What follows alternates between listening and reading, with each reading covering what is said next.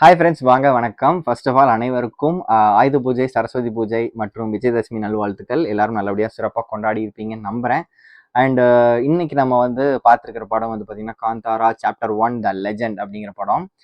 First of all நான் என்னோட வீட்டில் என்ன நடந்துச்சுங்கிற சொல்கிறேன். இன்னைக்கு காலையில் அக்டோபர் 2ஆம் தேதி மார்னிங் ஃபர்ஸ்ட் ஷோ பார்க்கணும்னு சொல்லிட்டு நான் திருப்பூர் ஸ்ரீ சக்தியில் போய் பார்த்துட்டு வந்துட்டேன். படம் பார்த்துட்டு ஆஃப்டர்நூன் வீட்டுக்கு வந்துட்டு இருந்து வெளியில் வர்றதுக்கே கொஞ்சம் டைம் எடுத்துச்சு. ஸோ அந்த டைமில் கொஞ்சம் டயர்டாகவும் இருந்தேன்னு சொல்லிட்டு ஃப்ளாட் ஆகி கொஞ்ச நேரம் தூங்கிட்டேன். தூங்கிட்டு அந்த படத்தை பற்றியே யோசிச்சுக்கிட்டே அப்படியே நான் தூங்கிட்டேன். ஆக்சுவலாக என்னென்னமோ பயங்கரமான ஒரு எக்ஸ்பீரியன்ஸ் பண்ணிட்டு நான் வந்தேன். ஸோ அந்த எக்ஸ்பீரியன்ஸோடவே அப்படின்னு தூங்கிட்டேன். அதில் ஒரு 1 hour பக்கம் நான் தூங்கி எந்திரிச்சு பார்க்குறேன். எனக்கு பயங்கரமான கனவு. கனவுல நான் காந்தாரா உலகத்துக்குள்ளேயே இருந்த மாதிரி அது ஒரு வித்தியாசமான ஒரு ஸ்க்ரீன் பிளே நடந்தது. எனக்கு சிறப்பாக இருந்துச்சு.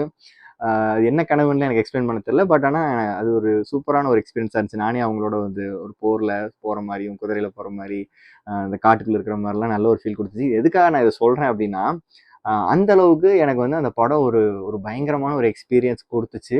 ஸோ அந்த ஒரு மெஸ்மரைசிங் ஒரு ஃபீல் அந்த விட்டு போகிறதுக்குள்ளேயே நான் அப்படியே சொல்லிடலாம்னு சொல்லிட்டு தான் இப்போ நான் வீடியோ ஸ்டார்ட் பண்ணியிருக்கேன். ஒரே லைனில் தெரிஞ்சுக்கணும் அப்படின்னா படம் பயங்கரமாக இருக்குது, மிஸ் பண்ணாமல் பாருங்கள். ஸோ இவ்வளோதான் விஷயம். ஸோ இப்போ வந்து டீட்டெயில்டாக ஸ்பாய்லர்ஸ் இருக்காது, கதை சொல்ல மாட்டேன். எனக்கு என்னென்ன ஆஸ்பெக்ட்லாம் படத்தில் பிடிச்சது அப்படிங்கிறத நம்ம பார்க்க போகிறோம். இது வந்து ரிவ்யூங்கிறத விட என்னோட புகழாரம்னு வச்சுக்கலாம். ஸோ இந்த படத்துக்கு எனக்கு வந்து என்ன பிடிச்சது, அதாவது எனக்கு சில விஷயங்கள் சுத்தமாக எனக்கு பிடிக்காத ஒரு பயங்கரமான ஒரு விஷயத்தையும் சொல்லியிருக்காங்க. ஸோ அதை பற்றி நான் வந்து அது எண்டில் நான் சொல்கிறேன். அதை விட பிடித்த விஷயங்கள் நிறைய இருக்கிறனால ஃபர்ஸ்ட் நம்ம அதை பற்றி பார்த்துட்டு அதுக்கப்புறம் அந்த நெகட்டிவ் என்ன அப்படிங்கிறத நம்ம கடைசியில் பார்ப்போம். ஸோ இதுதான் ஒரு சின்ன இன்ட்ரோ. சரி, வாங்க வீடியோக்குள்ளே போகலாம். மொதல் விஷயம் வந்து பார்த்தீங்கன்னா, இந்த படத்தினுடைய எசன்ஸ் தான். இந்த ஸ்டோரி தான் வந்து பார்த்தீங்கன்னா ரொம்பவே ஒரு ஃப்ரெஷ்ஷான, கேட்குறக்கே ஒரு பாட்டி தாத்தா கதை சொல்கிற மாதிரியும், அண்ட் ஆல்சோ இது உண்மையான அந்த கர்நாடக மக்களினுடைய நம்பிக்கையாக இருக்கக்கூடிய தெய்வங்களான பஞ்சுருளி, அப்புறம் குளிகாஸ், இந்த மாதிரியான தெய்வங்கள், காவல் தெய்வங்களை பற்றின ஒரு கதையாக இருக்கிறதுனால ரொம்பவே இன்ட்ரெஸ்டிங்காக ஃப்ரெஷ்ஷாக இருக்குது கேட்குறக்கும், பார்க்குறதுக்கும். அண்ட் இந்த தெய்வங்கள்லாம் யாருன்னு பார்த்தோம்னா, நம்ம சிவனுடைய கணங்கள், சிவகணங்கள் அப்படிங்கிற மாதிரி சொல்கிறாங்க. ஸோ இந்த புராணங்கள் எல்லாமே கேட்குறக்கு நமக்கு காலங்காலமாக கேட்டு வந்த ராமாயணம், மகாபாரதம் மாதிரி இல்லாமல் இது ஒரு புது விதமான ஸ்டோரியாக இருக்கிறதுக்கும், இந்த நம்பிக்கை எல்லாமே புதுசாக பார்க்குறதுக்கும் நல்லா இருக்குது. முதல் பார்ட்லேயே வந்து பார்த்தீங்கன்னா இந்த மேஜிக் பயங்கரமாக ஒர்க் அவுட் ஆயிருந்துச்சு. எனக்கு இன்னும் ஞாபகம் இருக்குது. ஃபர்ஸ்ட் காந்தாரான்னு ஒரு படம் வருது அப்படிங்கிறத கேள்விப்பட்டு, அந்த படம் கர்நாடகாவில் பயங்கரமாக ஓடுது, அந்த படம் ஆஹா ஓஹோன்னு எல்லாரும் சொல்கிறாங்களேன்னு சொல்லி தமிழ்நாட்டில் வந்து லேட்டாக தான் ரிலீஸ் பண்ணாங்க, தமிழில் டப் பண்ணி. ஸோ அப்போ வந்து நான் காங்கேயத்தில் ஆனந்த் சினிமாஸ்ன்னு சொல்லி தேட்டரில் போய் பார்க்கலான்னு சொல்லி அங்கே மட்டும் தான் ரிலீஸ் பண்ணியிருந்தாங்க என்னோட நியர்பையில். ஸோ போனால் அங்கே தேட்டரில் ஃபர்ஸ்ட் ஷோ அந்த தமிழ்நாட்டில் ரிலீஸ் பண்ண அந்த முதல் காட்சிக்கு வந்து மொத்தமே 7-8 பேர் தான் வந்திருந்தோம். டிக்கெட் வந்து 15 பேர் வந்தால் தான் வந்து படம் ப்ளே பண்ணுவோம், இல்லாட்டி கேன்சல் பண்ணிடுவோம் அப்படின்னு சொல்லிட்டாங்க. எங்களுக்குலாம் ரொம்பவே வந்தவங்க எல்லாருமே இந்த மாதிரி மவுத் ஆஃப் டாக்ல கேள்விப்பட்டு தான் வந்திருந்தோம். ஸோ படம் நல்லா இருக்குன்னு சொல்கிறாங்க, என்னங்க போட மாட்டேறீங்களே, என்னங்க ஆளுங்க வர மாட்டேங்கிறாங்களேன்னு எல்லாம் நாங்கள் வெயிட் பண்ணி, அப்புறம் லக்கிலி எனக்கு ஒரு 15 பேர் பக்கம் சேர்ந்ததுனால படத்தை ஃபர்ஸ்ட் காட்சி நாங்கள் பார்த்தோம். ஸோ பயங்கரமான ஒரு எக்ஸ்பீரியன்ஸாக இருந்துன்னு நான் மறக்க முடியல. அதுக்கப்புறம் எங்கள் அம்மா அப்பாலாம் கூப்பிட்டு போய் மறுபடியும் பார்த்தேன். அப்போல்லாம் தேட்டர் பயங்கரமாக ஃபுல்லாச்சு. ரொம்ப நல்லா 12 கோடி சம்திங் நினைக்கிறேன் அந்த ஃபர்ஸ்ட் படத்தோட பட்ஜெட். அதுக்கப்புறம் வந்து பார்த்தீங்கன்னா அந்த படம் 400 கோடிக்கு மேலே ஏர்ன் பண்ணுச்சுன்னு சொன்னாங்க. ஸோ அந்த அளவுக்கு காந்தாராவோட அலைகள் வந்து பயங்கரமாக பரவுச்சு. ஸோ அதே மாதிரி இந்த படம் ரிலீஸ் ஆனப்போ இப்போ வந்து பார்த்தீங்கன்னா வேர்ல்டு லெவலே நல்ல ஒரு எக்ஸ்பெக்டேஷனோட ஹைப்போட தான் ரிலீஸ் ஆயிருக்கு. அந்த காந்தாரா 1 நான் போய் பார்த்த அந்த 5-6 பேர் 10 பேர் கொண்ட அந்த தியேட்டர் எக்ஸ்பீரியன்ஸ் அன்னைக்கு, இன்னைக்கு வந்து காந்தாரா 2 அதே ஃபர்ஸ்ட் ஷோ போகும்போது ஸ்ரீசக்தியில் ஃபுல் ஷோவில் நான் பார்த்தேன். ஸோ முதல் நாள் முதல் காட்சிக்கு இந்த அளவுக்கு மக்கள் வர்றது கன்னட படத்துக்கு அதுலேயே அதோட அலை எந்த அளவுக்கு பரவி இருக்குங்கிறத என்னால் பார்க்க முடிஞ்சது. செகண்ட் வந்து பார்த்தீங்கன்னா இந்த படத்தில் எல்லா வெரைட்டியும் சொல்ல முடியாது. காடுகள் அப்படின்னு சொல்லி நம்ம வந்து வெறும் காடு சார்ந்த காட்சிகள் மட்டும் இல்லாமல் அதுக்கு அப்படியே கான்ட்ராஸ்டா நகர்ல அந்த சிட்டிக்குள்ள ராஜா அரண்மனை, அந்த தங்கம், நகை, வெள்ளி, அந்த ஒரு அழகான ஒரு ஒரு என்ன சொல்றது பிரம்மாண்டத்தையும் காமிக்கிறாங்க. அப்படியே கான்ட்ராஸ்டா காடுன்னு ராவான ஒரு ஆதிவாசி மாதிரியான ஒரு என்ன சொல்றது, ஆதிவாசி சொல்ல முடியாது, அவங்களை என்ன சொல்லலாம்னா நேட்டிவ் பழங்குடி மக்கள் அந்த மாதிரி வந்து அழகா 2 கான்ட்ராஸ்டையுமே ரொம்பவே அழகா சினிமாட்டோகிராஃப் பண்ணியிருக்காங்க. ஸோ பார்க்கறதுக்கே நமக்கு வந்து ஒரு காந்தாராங்கிற அந்த உலகத்துக்குள்ள நம்மளை அப்படியே அழகா கட்டி இழுத்துட்டு போயிடுறாங்க. பார்க்க ஆரம்பிச்சிருந்தே நமக்கு வந்து படத்தோட கதையோட ஒன்றா அந்த உலகத்துக்குள்ளேயே ஒன்றி போயிடுறோம். இந்த படம் ஆக்சுவலி ஐமேக்ஸில் ரிலீஸ் பண்ணுறாங்க அப்படின்னு நான் கேள்விப்பட்டு நானும் ஐமேக்ஸில் வருவோம்னு சொல்லிட்டு என்னோட நியர்பை கோயம்புத்தூர் ஐமேக்ஸில் ப்ராட்வேல பார்க்கலான்ட்டு இருந்தேன். பட் ஆனால் அன்ஃபார்ச்சுனேட்லி அங்கே ரிலீஸ் பண்ணல. One battle after the another வந்து ரிலீஸ் பண்ணியிருக்காங்க. ஸோ அதனால் I am very disappointed. But still நல்ல ஒரு பிக் ஸ்க்ரீனில் நீங்கள் இந்த படத்தை பார்த்தீங்கன்னா ரொம்பவே என்ஜாய் பண்ணுவீங்க. அவ்வளோ ஒரு அற்புதமான ஒரு எக்ஸ்பீரியன்ஸ். சினிமானா என்ன அப்படிங்கிறதுக்கு இதாண்டா சினிமா அப்படிங்கிற டெம்ப்ளேட் வந்து இந்த படத்துக்கு தாராளமாக யூஸ் பண்ணலாம். அந்த அளவுக்கு ஒர்த்தியாக இருந்தது.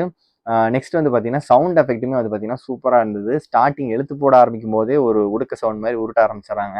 ஸோ அதுக்குள்ளேயே அந்த காட்டுக்குள்ளே போகிற அந்த ஒரு வைப் வந்துடுது. ஸோ அதுக்கப்புறம் ஒவ்வொரு சீனுக்குமே பிஜிஎம் எல்லாமே நல்லாவே அந்த சீனுக்கு தகுந்த மாதிரி சிங்காக சூப்பராக போட்டிருந்தாங்க. நெக்ஸ்ட் வந்து பார்த்தீங்கன்னா படத்தில் கோரியோகிராஃபி, சண்டை கோரியோகிராஃபி பாராட்டி ஆகணும்.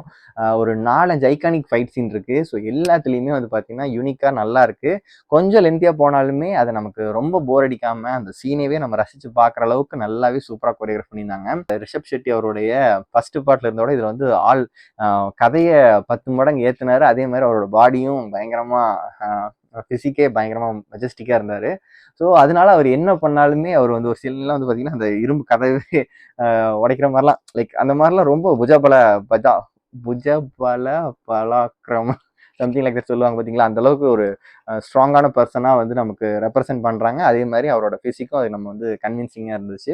தென் இந்த படத்தில் வந்து பார்த்தீங்கன்னா செட் ஒர்க் எல்லாமே அவ்வளோ நேச்சுரலாக இருக்கும். பாகுபலி அந்த மாதிரி பிரம்மாண்டமாக கிராஃபிக்ஸ் மட்டுமே வச்சு ஓவர் கற்பனையாக காமிக்காம சிம்பிளான ராவான லைக் நல்ல ஒரு மீடியமான ஹைட்லேயே ஒரு கோவில் காட்டுறாங்க. ஆனால் அதுவே அவ்வளோ மெஜஸ்டிக்காக நல்லா காமிக்கிறாங்க. அரண்மனை ஆகட்டும் எல்லாமே சிம்பிளா ராவா நல்லா பண்ணியிருக்காங்க. அந்த பிரம்மாண்டம் வந்து அந்த லெவலுக்கு நம்மளால ஃபீல் பண்ண முடியுது. ஸோ அது ஒரு பெரிய ப்ளஸ்ஸாக நான் இந்த படத்தில் பார்க்குறேன். அதே மாதிரி இந்த படத்தில் மெயினாக ஒரு கேரக்டர் சொல்லணும்னா ஹீரோவுக்கு ஈக்குவலண்ட்டாக ஒரு வில்லன் வேணும். ஸோ அந்த வில்லன் கதாபாத்திரத்தில் ராஜாவின் மகனா புதிய ராஜா ஒருத்தர் வருவார்.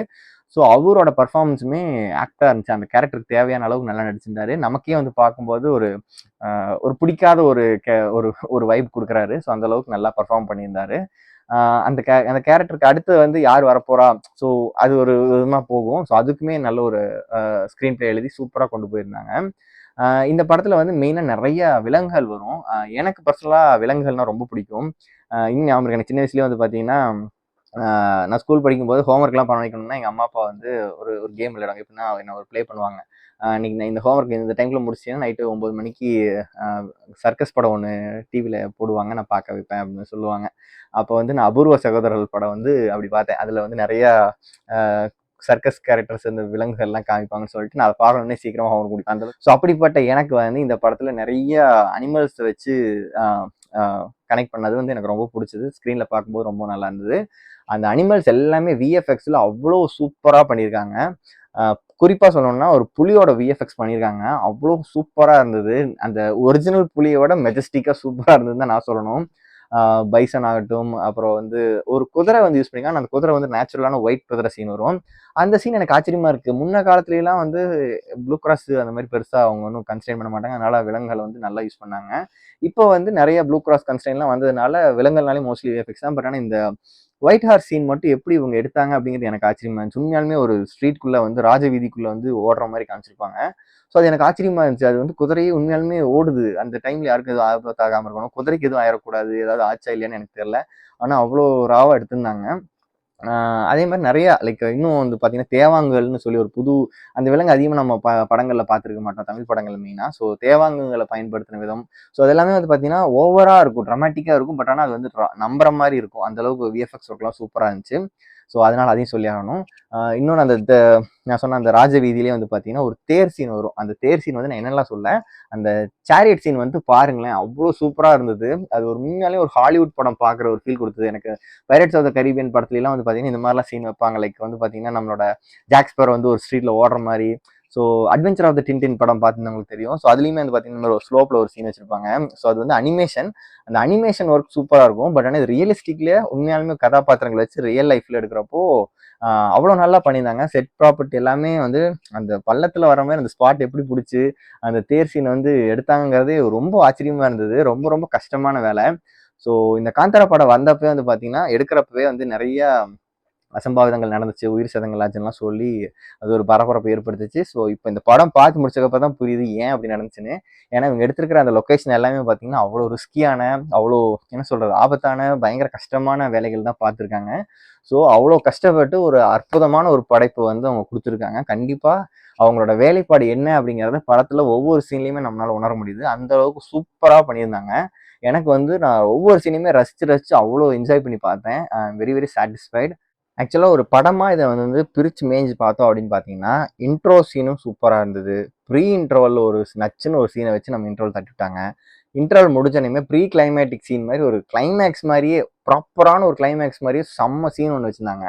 இதுக்கப்புறம் படம் எப்படா போகும்னு பார்த்தா அதுக்கப்புறமும் படம் பங்கமாக போச்சு. ஸோ கிளைமேக்ஸ் வந்து அதை விட ஒரு 4 மடங்கு சூப்பராக முடிச்சுட்டாங்க. ஸோ இந்த மாதிரி எல்லாமே வந்து பார்த்தீங்கன்னா பார்த்து ஒவ்வொரு பார்ட்டையுமே வந்து மனுஷன் செஞ்சுருக்காரு. இதில் வந்து பார்த்தீங்கன்னா விஎஃப்எக்ஸ் ஒர்க் பற்றி நான் ஆல்ரெடி பாராட்டிட்டேன். சவுண்ட் டிசைன் பாராட்டிட்டேன். ஃபோட்டோகிராஃபி இதில் என்ன குறை சொல்கிறேன்னு எனக்கு தெரியல. எல்லா டிபார்ட்மெண்ட்டையும் பாராட்டி ஆகணும். அந்த அளவுக்கு சூப்பரான வேலைப்பாடு. நம்ம ரிஷப் செட்டியை பாராட்டுற மாதிரி நம்மளோட அடுத்த ஃபீமேல் லீடான ருக்மணி வசந்த் அவங்களே சொல்லி ஆகணும்.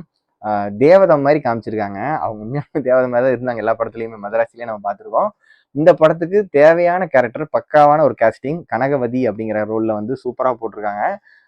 அவங்க வந்து ஃபர்ஸ்ட் ஹாஃப்லாம் வந்து பார்த்தீங்கன்னா அவங்களுக்கு டைலாக்ஸை விட அவங்களோட எக்ஸ்பிரஷன், அவங்களோட ப்ரெசன்ஸ் தான் வந்து அந்த கதையிலேயே வந்து அவங்களோட ரோல் பிளே ஆகும். செகண்ட் ஹாஃப்ல தான் அவங்களுக்கான மெயின் டிரான்ஸ்ஃபர்மேஷனே வரும். சூப்பராக பர்ஃபார்ம் பண்ணியிருந்தாங்க. அண்ட் கேஸ்டிங் வைஸுமே வந்து பார்த்தீங்கன்னா எல்லாருமே பக்கா. நம்மளோட ஜெயராம் அவர்கள்லாம் வந்து பார்த்தீங்கன்னா ரொம்ப நாளைக்கு அப்புறம் தமிழ் படத்தில், ஐ மீன் தமிழ் படம் இல்லை, உண்மையாலுமே தமிழ் படம் நான் சொல்கிற அளவுக்கு வந்து பார்த்தீங்கன்னா டப்பிங் நான் தமிழில் தான் பார்த்தேன்.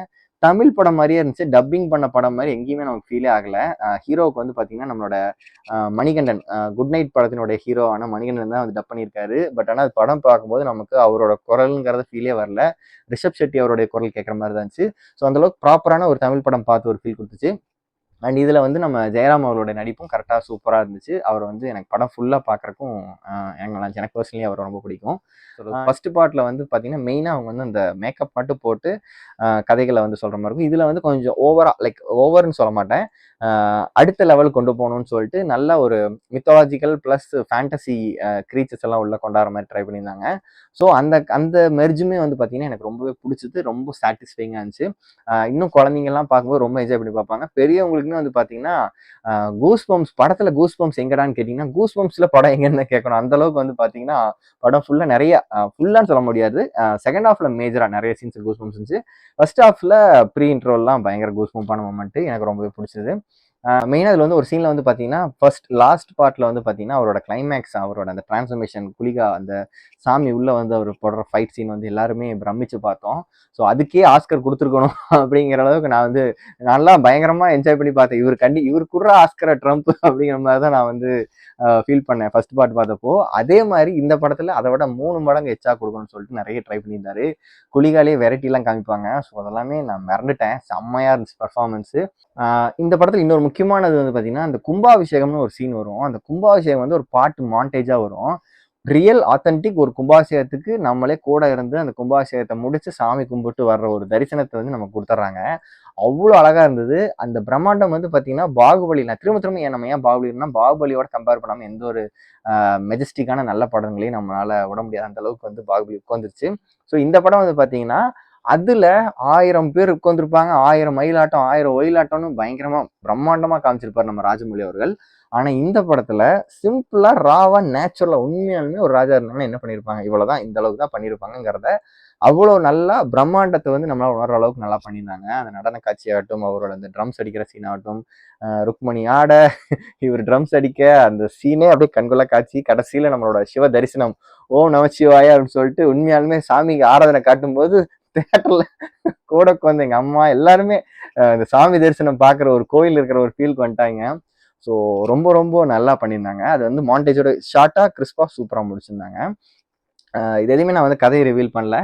ஷார்ட்டாக சொல்லணும்னா லைக் நிறைய சீன்ஸ் பர்டிகுலராக இந்த சீனை பற்றி பேசாமல் என்னால் கொண்டு போக முடியல. அவ்வளோ ஆர்வமாக துடிக்கிறேன். கிளைமேக்ஸ் சீன் அந்த 30 மினிட்ஸ் வந்து பார்த்தீங்கன்னா அவங்க பண்ண அந்த விதம், சிவனுடைய அந்த நம்ம ஆல்ரெடி ட்ரெய்லர்லேயே காமிச்சிருப்பாங்க, அந்த சிவனோட லுக்குக்கு வந்து சும்மா வந்து அட்ராக்ஷனுக்கு வர வைக்கிறக்காக பண்ணுறாங்கன்னு பார்த்தாம அப்படி இல்லாமல் உண்மையாலுமே அந்த படத்தோட கதைக்கு தான் தேவையான ஒரு சீனு சொல்லி அந்த சிவனோட ஒரு என்ட்ரன்ஸ் சீன் வந்து செம்மையாக பண்ணியிருந்தாங்க. I am very very satisfied. நான் எனக்கு கொடுத்த காசுக்கு என்ன சொல்கிறது, நான் 220 ரூபா சம்திங் டிக்கெட் கொடுத்து காசு பார்த்து அந்த படம் பார்க்குறேன் அப்படின்னா நான் வந்து ஒரு டபுள் த ட்ரிபிள் த ரேட்டுக்கு வந்து ஒர்த்துன்னு நான் சொல்லுவேன். அந்தளவுக்கு படம் பிச்சு மேய்ஞ்சிட்டாங்க.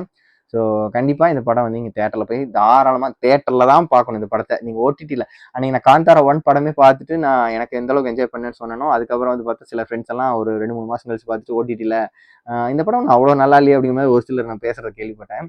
பட் ஆனால் இந்த படத்தை தேட்டரில் அந்த ஒரு அந்த ஒரு வைபில் பார்க்குறவங்களுக்கு மட்டும்தான் அந்த ஒரு தெய்வீக அனுபவம் கிடைக்கும்.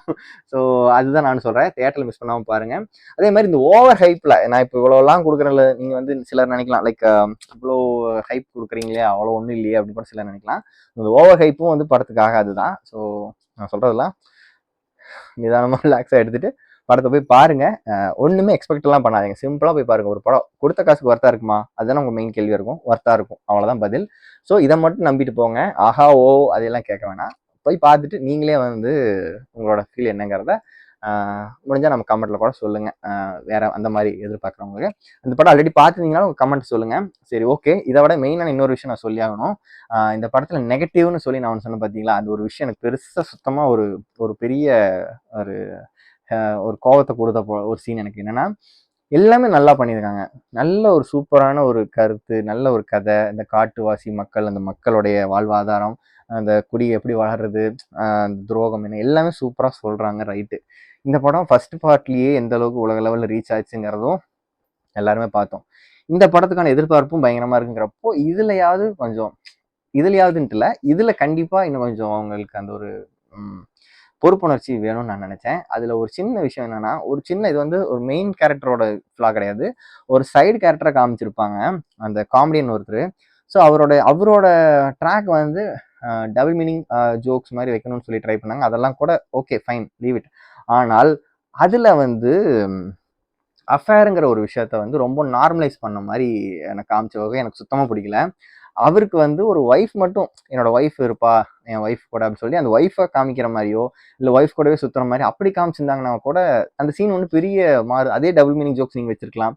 ஸோ அதே கேரக்டரோட அவங்க ஃப்ளோ ஆகிற மாதிரி ஒய்ஃபோட போகிற மாதிரி காமிச்சிருந்தா ஸோ அந்த பிரச்சனையே இருந்திருக்காது. ஆனால் ஒரு ஒய்ஃப் இருக்காங்கன்னு சொல்லி இது வந்து என்னோட குஜ்லி அப்படின்னு சொல்லிட்டு செகண்ட் ஒய்ஃப் மாதிரி காமிக்கிறது, அவன் ஒய்ஃபுக்கு தெரியாமல் இன்னொருத்தர் வச்சிருக்கிற மாதிரி. ஸோ இந்த மாதிரி ஒரு சீப்பான ஒரு விஷயத்த வந்து ஏன் அவங்க வந்து யூஸ் பண்ணணும்? அது வந்து ஒரு சீனில் மட்டும் சும்மா ஒரு இடத்துல மட்டும் வைக்காம அது ஒரு 2-3 இடத்துல ரிப்பீட் ஆகுது. ஸோ படம் ஃபுல்லாகவே அந்த காமெடி வந்து சைட் ட்ராக்காக வருது. அது ஒரு 2-3 இடத்துல ரிப்பீட் ஆகுது. இந்த அஃபேருங்கிற ஒரு விஷயம் வந்து இந்த ஜென்ரேஷனில் பயங்கரமாக ஒஸ்ட்டாக நான் பார்க்குறேன். அது வந்து இன்னும் எச்சா அவங்க நார்மலைஸ் பண்ணுறது வந்து எனக்கு இவ்வளோ பெரிய படத்தில், இவ்வளோ நல்ல படத்தில், இவ்வளோ ஒரு தாண்டா சினிமாங்கிற படத்தில் ஒரு சின்ன ஒரு சின்ன கேவலமான ஒரு விஷயத்தை வச்சது வந்து ஐ எம் வெரி வெரி வன்மையாக ரிஷப் செட்டி அவரிடம் கண்டிக்கிறேன். ஸோ ப்ளீஸ் உங்களை நான் ரொம்ப ரொம்ப ரசித்து இந்த படத்தை நான் கொண்டாடிட்டு இருக்கேன். ஸோ அந்த கொண்டாட்டத்தின் மத்தியில் இப்படி ஒரு சின்ன ஒரு நல்ல ஒரு பிரியாணி சாப்பிடும்போது கடைசியில் ஒரு சின்ன ஏலக்காய் வந்து டிஸ்டர்ப் பண்ண இப்படி அந்த மாதிரி தான் எனக்கு இருந்துச்சு. ஸோ அதனால் நான் சொல்லணும்னு நினைக்கிறேன். மேற்படி இதை பற்றி நம்ம அஃபேருங்கிற கான்செப்ட் பற்றி நான் வாழ்க்கை கேட்டன்ஸில் தனியாக நான் சொல்லணும். ஸோ அப்போ நம்ம டீட்டெயிலாக பேசலாம். இப்போது இதோட ஐ எம் ஃபினிஷிங். ஸோ இதுக்கு மேலே எனக்கு இந்த படத்தை பற்றி சொல்கிறதுக்கு ஆல்ரெடி வீடியோ ரொம்ப பெருசாக போயிடுச்சுன்னு நினைக்கிறேன். எனிவேஸ் ஃபைன், இது வரைக்கும் ஃபுல்லாக யாராவது பார்த்துருப்பீங்கன்னு தெரில. இது ஜஸ்ட்டு வந்து நான் இந்த வீடியோஸ் வந்து வியூஸ்க்காக மக்கள் இதை பார்த்து தான் போய் படம் பார்ப்பாங்களா அப்படிலாம் இல்லை. நான் படத்தை பார்த்து என்ஜாய் பண்ணேன். ஸோ அந்த என்ஜாய்மெண்ட்டை அந்த ஒரு எக்ஸ்பிரஷனை வந்து நான் வெளிப்படுத்தணும் அப்படிங்கிறதுக்காக நான் வந்து இந்த வீடியோ மேக் பண்ணியிருக்கேன். சரி ஓகே, உங்களுக்கும் இந்த படம் இந்த அளவுக்கு ஃபீல் கொடுத்துச்சா, இல்லை இதோட அதிகமாக கொடுத்தா, இதோட கம்மியாக கொடுத்தா, எதாக இருந்தாலும் தாராளமாக கமெண்ட் சொல்லுங்கள். எல்லாருக்கும் எல்லாமே ஒர்க் அவுட் ஆகணும் அவசியம் இல்லை. பட் எனக்கு வந்து லக்கிலி ஒர்க் அவுட் ஆயிடுச்சு. ஸோ நான் வந்து நல்லா என்ஜாய் பண்ணிட்டு வந்தேன். ஸோ அதோட இந்த வீடியோவோட முடிச்சுக்கலாம். இந்த வீடியோ உங்களுக்கு பிடிச்சதுன்னா கீழே வந்து ஹைப்னு ஒரு ஆப்ஷன் இருக்கும். கமெண்ட்டை ஸ்வைப் பண்ணிங்கன்னா ஹைப் வரும். அப்படி இல்லாட்டி லைக் கமெண்ட் பக்கத்துலேயே ஹைப்னு இருக்கும். ஹைப் பண்ணி விட்டிங்கன்னா நம்ம வீடியோ கொஞ்சம் அதிக ரீச் கிடைக்கும். நம்ம சப்ஸ்கிரைபர் சப்போர்ட் பண்ணுவீங்க நம்புகிறேன். அண்ட் புதுசாக நிறைய பேர் வந்து இந்த வீடியோ பார்க்கலாம். ஸோ அவங்களுக்கு சப்ஸ்கிரைப் பண்ணி சப்போர்ட் பண்ணுங்கள், லைக் பண்ணுங்கள், கமெண்ட்டில் உங்களோட கருத்துக்கள் சொல்லிட்டு போயிட்டு வாங்க. மேலும் நம்ம சேனல் நிறைய வீடியோஸ் போட்டுருக்கிறோம், அதையும் பார்த்து ஆதரவு திருப்பீங்க நம்பிக்கையோட இந்த வீடியோ முடிச்சுக்கிறேன். எல்லாரும் நல்லதே செய்வோம், நமது நன்மைக்காக நல்லவங்களா இருப்போம். அனைவருக்கும் நன்றி, வணக்கம். அண்ட் இன்றைக்கி தான் ஃபர்ஸ்ட் டைம் நம்ம சந்திக்கிறோம் அப்படின்னா நம்ம சேனலுக்குள்ள வந்து என்ன மாதிரியான வீடியோஸ்லாம் போட்டிருக்கோன்னு பாருங்கள். ஒருவேளை நம்ம வேவலன் செட் ஆகும்னு தோணுச்சுன்னா உங்களுக்கு பிடிச்சதுன்னா சப்ஸ்கிரைப் பண்ணி நம்ம ஃப்ரெண்ட் லிஸ்ட்டில் ஜாயின் பண்ணிக்கோங்க. ரொம்ப பிடிச்சதுன்னா உங்களோட ஃப்ரெண்ட்ஸ்க்கும் ஷேர் பண்ணி அவங்களையும் நம்ம ஃப்ரெண்ட் லிஸ்ட்டில் ஜாயின் பண்ணிக்கோங்க. மேலும் உங்களோட பொண்ணான கருத்துக்கள் எதுவாகினும் தாராளமாக நம்ம கமெண்ட் செக்ஷனில் போட்டு போகலாம். நான் படிச்சுட்டு நான் கண்டிப்பாக ரிப்ளை பண்ணுறேன். அண்ட் உங்களுக்கு இந்த வீடியோ பிடிச்சதுன்னா லைக் பட்டனை கிளிக் பண்ணிட்டு போய்ட்டு நான் தெரிஞ்சுக்கிறேன். மேலும் இன்ட்ரெஸ்டிங்கான நிறைய வீடியோஸோட சீக்கிரமாக வருகிறேன். அது வரைக்கும் எல்லாரும் நல்லதே செய்வோம், நல்லா இருப்போம், நமது நன்மைக்காக நல்லவங்களா இருப்போம். நன்றி, வணக்கம்.